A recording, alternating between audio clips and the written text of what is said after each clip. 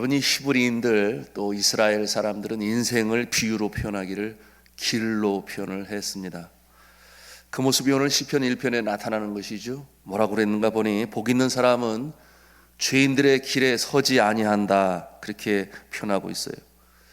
여기서 죄인들의 길에 서지 아니한다라고 하는 표현은 죄된 인생을 살아가지 않는다, 그런 뜻을 가지고 있습니다. 여러분, 우리나라 사람들도 인생을 길로 표현했죠. 여러분 잘 아는 국민 가수였던 최희준 씨가 하숙생이라고 하는 노래를 불러서 많은 사람들에게 익히 잘 알려져 있습니다. 그 첫 소절이 어떻게 시작하는지 아시잖아요. 인생은 나그네 길, 어디서 왔다가 어디로 가는가, 그렇게 노래하고 있습니다. 인생을 길로 표현한 것입니다. 그런가 하면은 미국의 국민의 시인이었던 로버트 프로스트라고 하는 시인이 있습니다. The Road Not Taken이라고 하는, 우리에게는 두 갈래 길이라고 하는 시, 여러분 아실 거예요. 거기에서 인생을 표현하기를 단풍 든 숲속에 두 갈래 길이 있었습니다, 그런 표현을 사용해요.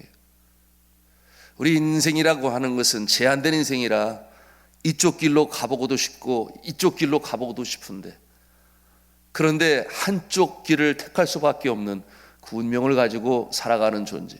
뒤돌아보아서 내가 저쪽 길로 갔었더라면 뭐 그런 생각을 해볼 수는 있지만 양쪽을 허락하지는 않는다, 인생이 그런 것이다, 뭐 그런 표현으로 또 인생을 두 갈래 길로 그렇게 표현을 했습니다. 성경에 길이 많이 등장하죠. 창세기 47장 9절에 보니 야곱이 바로왕 앞에서 자신의 인생이 어떠한 모습이었는가 고백을 할 때 이렇게 표현합니다. 내 나그네 세월의 길이 130년 이외다, 그렇게 표현을 했어요. 내 인생의 세월의 길이 나그네로 표현되었으며 길로 표현합니다. 시편 119편 105절에는 어떻게 표현을 하는가? 주의 말씀은 내 발의 등이요 등불이요 내 길에 빛이니라, 그렇게 또 표현을 해요. 여기에서도 내 길이란 곧 내 인생을 표현하는 것인데, 주의 말씀은 내 인생 여정을 인도하는 빛이 됩니다, 그런 뜻을 가지고 있습니다. 그러기에 예수님께서는 어떻게 결론을 맺으셨는가? 내가 곧 길이요 진리요 생명이니 나로 말미암지 않고는 아무도 아버지께로 올 자가 없다, 그렇게 표현을 했습니다. 이게 무슨 말씀입니까? 우리의 인생의 여정이 길 대신 예수님을 따르면 그 길이 복된 길이요, 마침내 천국에 다다를 수 있다 하는 것을 예수님께서 그렇게 표현하신 것입니다. 오늘 시편 본문은 이 두 길에 대해서 말씀을 하는데, 하나는 복 있는 자의 길이요, 또 하나는 멸망당하는 자의 길입니다. 복 있는 자의 길은 의인들의 길이요, 이 길은 6절에 보니 뭐라고 그랬습니까? 하나님께서 인정하시는 길이다, 그렇게 표현을 합니다. 그러나 악인의 길은 그 길을 걷는 자는 망하게 될 것이다, 그렇게 말씀하고 있습니다. 그렇다면 우리가 어떻게 이 복 있는 자의 길을 걸을 수 있겠습니까? 그렇다면 우리가 어떻게 행복한 삶을 살 수 있겠습니까?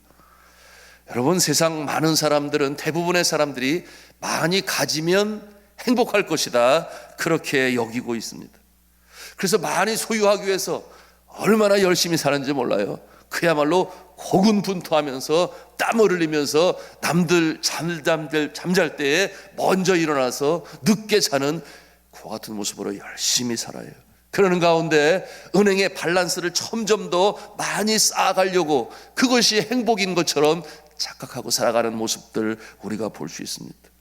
그런가 하면 어떤 사람들은 사회적인 신분의 상승이 곧 행복으로 가는 길이라 그렇게 여겨요. 그러니 이 타이틀, 직위라고 하죠. 그 타이틀이 행복을 준다고 그렇게 생각을 합니다. 저 같은 경우는 어떨까 한번 생각을 해보았어요. 제가 네팔에서 이제 한국으로 들어갑니다. 고국의 부름을 받아서 제가 담임 목사의 일을 수행해야 되겠습니다. 그랬더니 어느 선교사님들은 그러더라고. 아유, 축하합니다, 영전하시게 되었네요, 그래요. 그래서 이게 영전인지 축하받을 일인지 저는 잘 몰랐어요.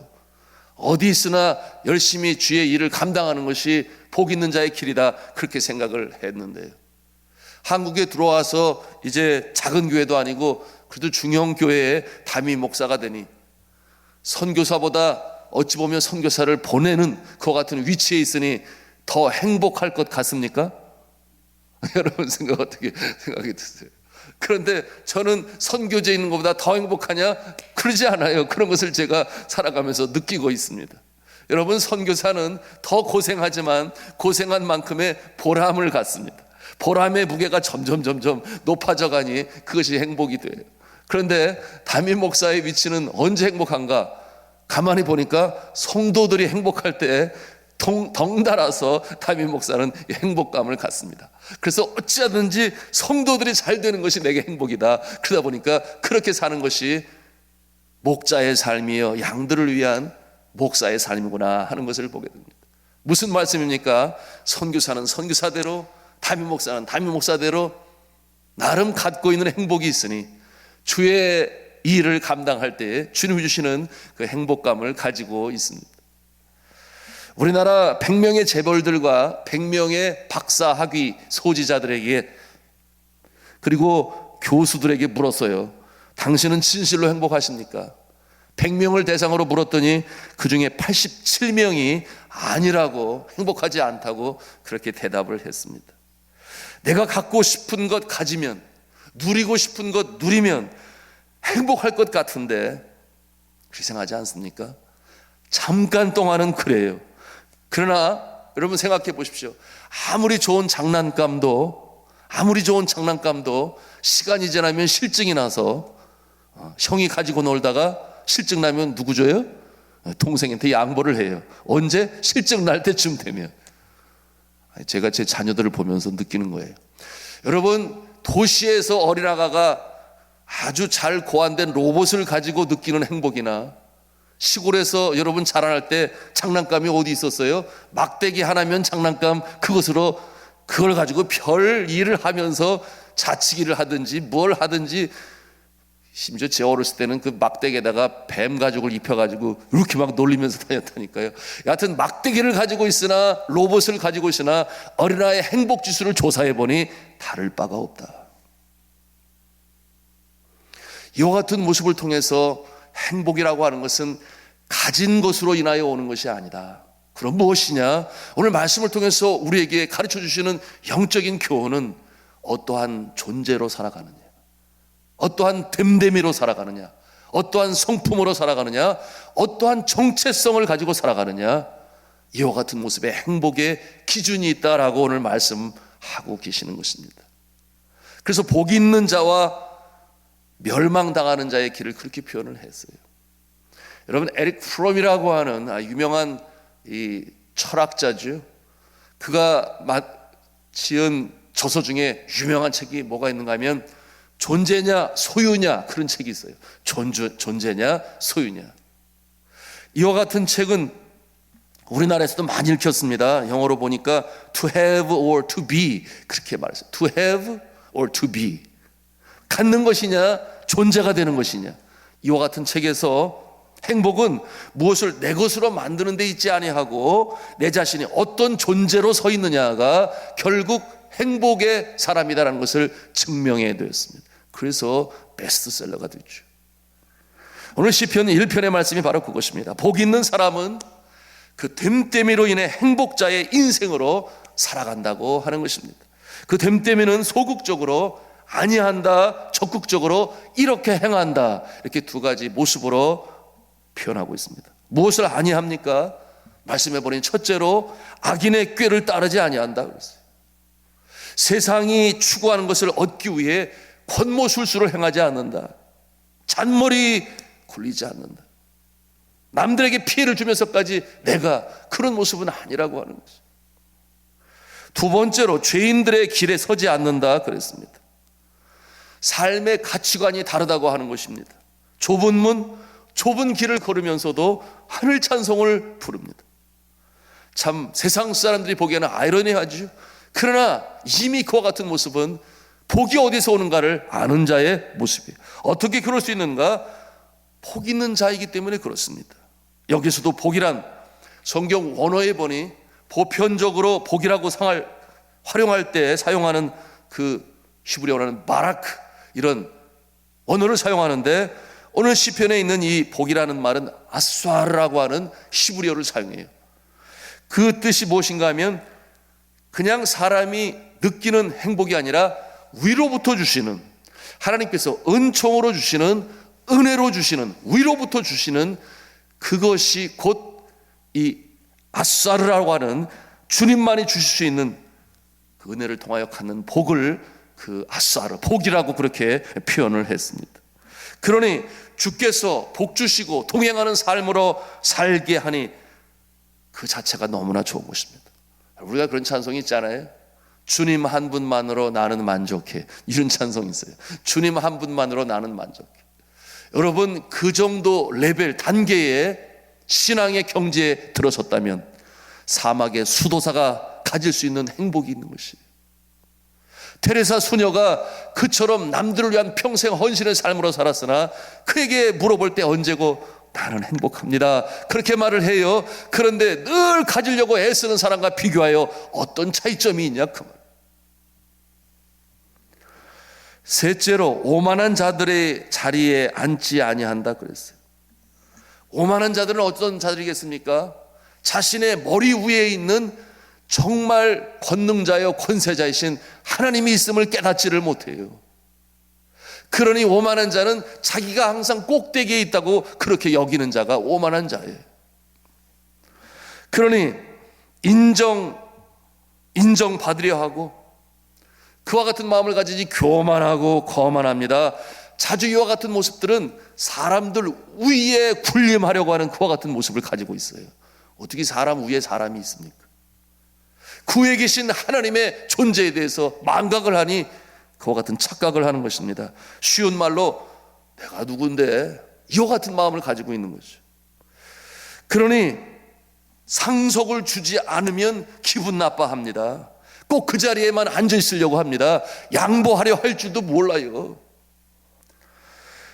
이와 같은 모습을 가지고 있으면 그 마음에 그 자리에 세워주지 않으면 기분 나빠하죠.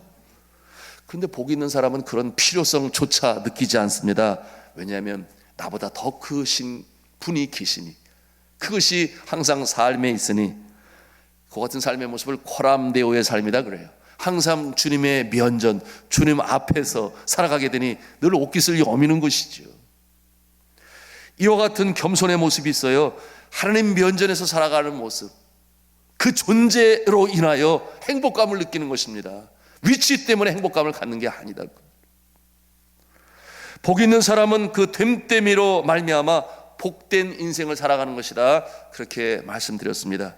오늘 시편의 복은 내가 쫓아가서 가지려고 노력함으로 얻는 것이 아니라 그 됨됨이로 인하여 복이 나를 쫓아오는 것입니다. 성도 여러분도 저도 이와 같은 복 있는 자의 모습이시기를 주님의 이름으로 축복합니다. 이런 얘기가 있어요. 어떤 임금이 한 마을을 시찰하다가 사거리에다가 큰 바위를 갖다가 놓았어요. 그리고서는 나무 뒤에 숨어서 구경을 하는 거예요. 그러니 얼마나 사람들이 지나다니다가 불편하겠습니까? 그런데 임금님이 관찰을 해보니 세 부류의 사람을 볼 수 있었는데, 대부분의 사람들은 어떤 생각을 했냐면 어떤 녀석이 돌덩이를 이 길거리에다 갖다 놔서 화를 막 내면서 투덜거리면서 그냥 지나갔습니다. 대부분의 사람이 그렇다는 거예요. 두 번째 부류의 사람들은 그 큰 돌멩이를 보더니 피해 갔습니다. 그러면서 왜 이게 여기 있지, 남들에게 방해가 되겠네, 누가 그랬을까? 그러면서 화는 내지 않지만 그냥 그렇게 지나갔습니다. 세 번째 부류의 사람은 한 농부가 오게 됐는데 수레를 끌고 그곳을 지나가게 되었어요. 사거리에 있는 큰 돌을 보더니 수레를 세우고 힘을 다해서 그 수레를 끄는 소와 함께 그 큰 돌을 옮겨 놓았습니다. 그 큰 돌을 옮겨 놓고 보니 그 돌이 있었던 자리에 한 구덩이가 있는데 그 작은 구덩이에 한 자루가 들어있었어요. 그래서 이게 뭔가 이렇게 끊어보니까 거기에 뭐라고 써 있는가 하니 이 돌을 옮기는 자에게 이 자루를 드립니다, 그렇게 써 있어요. 그래서 그 자루가 열어보니 그 자루 안에는 금은 보화가 가득 차 있더래요. 상상만 해도 좋지요. 네, 저도 좀 그런 일 좀 있었으면 좋을 것 같아요. 하여튼 지어낸 얘기인지 실화인지 저는 잘 모르겠습니다. 하여튼 그와 같은 이야기가 있습니다. 어떤 교훈이 담겨져 있습니까? 복은 누구에게 있는가? 누구에게 찾아오는가? 한번 따라서 하겠습니다. 복을 받을 만한 자에게 찾아옵니다. 복을 받을 만한 자에게 복은 찾아온다. 그것이 오늘 성경 시편 1편이 복 있는 자, 행복한 인생을 살아가는 자의 영적인 진리요 표준임을 우리에게 가르쳐 주는 것입니다. 자, 복이란 복을 받을 만한 자에게, 다시 말씀드리면 그와 같은 심성을 가지고 있는 자, 그렇기 때문에 그 심성에 따라서 행동하고 실천하는 자에게 주어진다. 이 복은 어디에서 오는가? 위로부터 주어지는 것이지 내가 쟁취해서 찾는 것이 아니다. 그러니 하나님께서 복을 주실 때에 복 있는 자의 모습으로 살아가는 것입니다. 이제 복 있는 자의 적극적인 모습을 보겠습니다. 소극적인 모습은 하지 않는다. 적극적인 모습은 실천하고 행한다. 그랬죠? 자, 2절의 말씀을 우리 한번 같이 읽겠습니다. 2절 말씀 시작. 오직 여호와의 율법을 즐거워하여 그의 율법을 주야로 묵상하는 자로다. 아멘. 여러분, 율법을 즐거워한다, 묵상한다 그랬어요. 여기서 말하는 율법은 하나님의 말씀을 하나의 상징적으로 표현하는 것이기도 합니다. 여러분, 공자의 이인편이라고 하는, 어디서 나오냐면 논어에서 나오는 내용인데요, 이런 말을 합니다. 아침에 도를 들을 수 있으면 저녁에 죽어도 좋다. 이것이 우리의 선조들, 동양적인 심성을 가지고 있는 성현들의 생각이었어요. 아침에 도를 들을 수 있다면, 깨달을 수 있다면 저녁에 죽어도 좋다. 진리를 향한 그 탐구심이 얼마나 강했는지 몰라요. 그래서 열심히 사서삼경, 열심히 그 경전을 읽으면서 인간의 됨됨이, 사람 됨됨이 심성을 가지려고 노력을 하고 명산을 찾아서 자신의 심신을 수련하고 연마했던 우리 동양의 심성이 있습니다. 여러분이 이 도를 들으면, 깨달으면 해서, 이 도는 길도자를 사용하는데 이 길도자는 곧 무엇을 말하는가? 진리를 가르쳐 말하는 것입니다. 이 진리가 어디에 있습니까? 바로 이 하나님의 말씀에 있는 것이죠. 성경은 말씀합니다. 진리를 알지니 진리가 너희를 자유케 하리라, 그렇게 말씀합니다. 그리고 예수님께서는 말씀하셨습니다. 앞에서 말씀드렸어요. 내가 곧 길이요 진리요 생명이니, 그렇게 말씀하고 있으니 예수님이 진리이신 줄로 믿으시기를 바랍니다. 자, 그러니 참 진리 되신 예수 그리스도를 우리 마음에 모시고 사는데, 모시고 살 뿐만 아니라 사랑하는 마음으로, 사모하는 마음으로, 그의 뜻을 기리는 마음으로 살아간다면 그 인생이 복된 인생이 된다.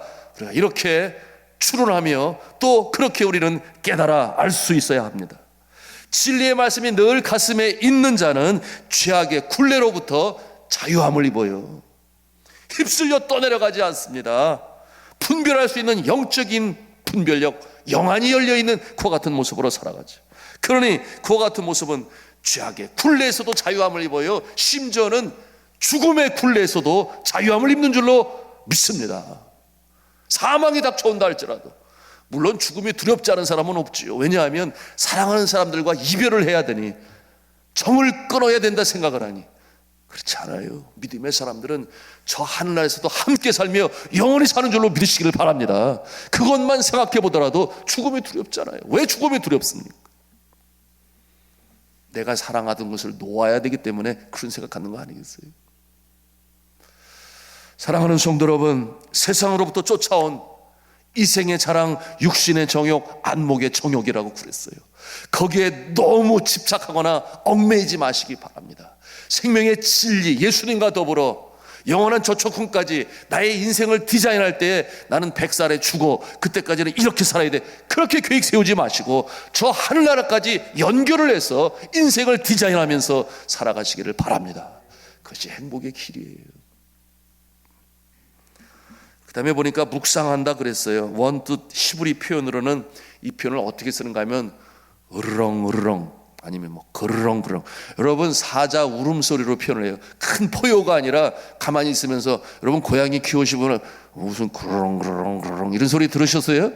네. 그런가 하면은 이 모습은 마치 우리나라로 해석을 하자면 소가 되새김질하는 모습을 보셨을 거예요. 가만히 있지 않아요. 입을 손은 다시금 올려서 되새김질을 하는데 그러렁그러렁한다. 이 사자의 울음소리는 뭐냐 하면 늘 평상시에 주의 말씀을 묵상한다고 하는 것은 생각하고 곱씹고 되씹고 그러렁 하면서 그 말씀을 자꾸만 생각하는 거예요. 어디에 가든지 어디에 있든지 어느 상황에 있든지. 이것이 묵상하는 자의 모습인데 우리나라에는 물론 일찍부터 이 심성이 성경이 아시아하고 우리나라도 아시아 비슷한 점이 많은데 여러분 어렸을 때 안 했나요? 하늘 전다지 가물현 누르황 지부집주 외웠어요. 모든 것을 다 외웠어요. 왜 외우느냐? 우리 동양의 심성은 가슴판에 새기기 위해서 읽은 것을 또 읽고 또 읽으면서 아예 마음에 새기려고 하는 그와 같은 마음인데 그것이 바로 묵상하는 자의 모습이다. 그러니 성경 말씀을 듣는 것으로 만족하려 하지 마시고 자꾸만 암송하려고 그러세요. 외우세요. 그래야만이 성경책을 펼치지 않아도, 심지어 어떤 선교사님은 중동에서 사역을 하는데 성경책을 보여주면 잡혀가게 되니까 외워가지고 강의 시간에 교수 사역하면서 제자 훈련할 때 그냥 입에서 나오는 거예요. 왜? 외웠으니까. 얼마나 노력을 했을까요? 날마다 묵상하니 그와 같은 영적 실력자가 되지 않았겠습니까? 여러분, 이와 같은 모습, 하나님의 말씀을 사랑하고 묵상하는 자, 오늘 말씀해 보니 어떻게 표현했는가? 시냇가에 심기온 나무와 같은 삶이라 아름다운 시적 표현을 사용했어요. 시절조차 열매를 맺으며 잎사귀의 푸르름이 그치지 아니한다 그랬습니다. 여러분, 이스라엘에 가보시면 금방 알아요. 미국의 콜로라도에 주에 가보면 또 금방 알아요. 이 사막과 같은 그곳에 풀이 우거진 곳이 어디냐? 강물 줄기를 따라서 그 주변으로만 나무들이 무성하게 서 있는데 시냇가에 심기온 나무와 같다. 오늘 그렇게 표현을 하고 있어요. 그러니 열매를 맺어요. 여러분, 영국의 테임즈 강이 있는데 그 옆에서 소출되어지는 이 포도는 아주 최상급으로 알아요. 영국에서 테임즈 강 주변에 있는 포도나무들. 왜 그렇겠습니까? 금방 그림이 떠오르지 않아요? 가뭄이 오고 비가 오지 않고 그 나라가 어려운 상황에 있어도 이 뿌리가 조사를 해보니 길게 뻗어서 테임즈 강의 강 바닥 아래로 뿌리가 내려져 가 있으니 그 퇴적물을 늘 빨아들이는 거예요. 그러니 비가 오든 안 오든 가뭄이든 상관이 없어요. 테임즈 강이 마르는 일은 역사 일에 없는 거거든요. 그러니 항상 풍성한 열매요, 당도가 높은 포도를 산출하게 되니 그렇게 사랑받는 그것이 농학자들에 의해서 또한 밝혀졌습니다. 오늘 있는 말씀 그대로 아니겠습니까? 복 있는 사람은 어떠한 자입니까? 시냇가에 심기온 나무처럼 철을 따라 열매를 맺으며 잎사귀가 푸르지 마르지 않는 형통함의 역사. 형통이라는 단어가 얼마나 참 축복의 단어입니까? 그와 같은 모습으로 우리가 살아야 하는데요. 여러분, 이 시냇가는 시편의 말씀에 무엇을 상징할까요? 여러분, 이 시냇가 생명수, 이와 같은 모습은 신약 성경의 예수 그리스도를 이처럼 구약에 상징적으로 표현하고 있는 것입니다. 시냇가에 흐르는 생명수, 예수 그리스도께서 인생에 실패하고 지치고 상한 자, 자존감이 바닥에 떨어진 한 사마리아 여인에게 뭐라고 말씀을 하십니까? 그가 누구인지를 알았더라면 내가 그에게 구하였을 것이요, 그는 영원히 목마르지 아니하는 생수를 주었으리라, 그렇게 말씀하고 있습니다. 그가 바로 우리의 주님이신 예수 그리스도 생명수이신 줄로 믿으시기를 바랍니다. 그런 예수님을 마음에 모신 자가 복 있는 자의 삶으로 살아간다, 그 말이에요. 또한 명절 끝날 곧 큰 날에 예수께서 외쳐 가라사대 누구든지 목마르거든 내게로 와서 마시라. 나를 믿는 자는 성경의 이름과 같이 그 배에 생수의 강이 넘쳐 나리라, 그렇게 말씀했어요. 사랑하는 성도 여러분, 우리는 누구입니까? 시냇가에 심기온 포도나무인 줄로 믿습니다. 이 마음을 가지고 살아가는 거예요. 우리의 정체성을 깨달아 아는 것만으로도 우리는 행복감을 유지할 수 있습니다. 그러나 세상 사람들은 그러지 못해요. 깨닫지 못하니 알지 못하니. 제 말씀을 맺습니다. 예수 그리스도로 말미암아 우리가 구원을 받았습니다. 그 주님이 시내가 되시고 생명수가 되시니 우리는 그 곁에 붙어있는 것만으로 포도나무 가지처럼 그 진액을 받아 먹으며 우리는 푸르며 열매를 맺어가는 인생인데, 오늘도 예수님을 마음에 영접하시고 당연히 영접하셨죠. 그 주님이 나와 함께 하신다. 그러니 to be or to have, 가진 것으로의 행복, 그 단계에서 넘어서서 나의 존재, 됨됨이, 성품, 나는 누구인가 라고는 그 존재를 묵상하심으로 나는 주님의 자녀야, 주님이 내 안에 계시지, 나는 주님의 인도하심을 따라 물되 사방팔방으로 우겨쌈을 당하여도 주님의 손을 잡고 일어서서 그 행복한 인생으로, 복 있는 인생으로 살아가시는 저 여러분 다 되시기를 주님의 이름으로 축원합니다.